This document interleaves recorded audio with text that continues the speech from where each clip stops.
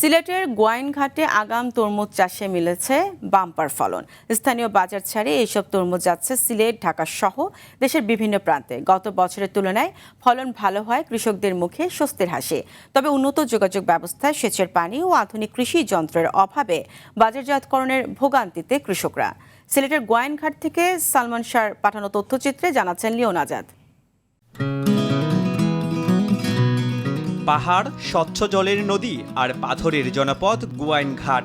এক সময় যেখানে মানুষের প্রধান জীবিকা ছিল পাথর আহরণ, সময়ের ব্যবধানে উপজেলার বিভিন্ন জমিতে এখন ফলছে সবুজ সোনা তরমুজ।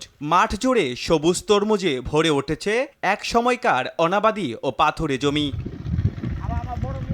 চলতি মৌসুমে গোয়াইনঘাট উপজেলায় প্রায় 925 হেক্টর জমিতে তরমুজ চাষ হয়েছে, যা গত বছরের তুলনায় প্রায় দ্বিগুণ। অনুকূল আবহাওয়া, মাটির গুণাগুণ এবং কৃষি বিভাগের পরামর্শে এবার তরমুজের ফলন হয়েছে প্রত্যাশার চেয়েও ভালো।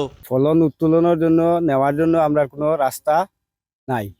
এই রাস্তা আইলে বিভিন্ন এলাকার পাইকাররা আইলে আমরা মালটা বেচতে পারতাম। ভালো মালও বেশি হয়েছে, ইনশাল্লাহ ভালো দামে মাল বেচতেও পারলাম। মানে খরচ গিয়ে মনে করি 20-25 লাখ টাকা আমি পাবো।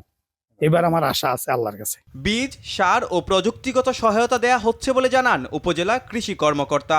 মার্কেটিং এর কোনো সমস্যা নেই।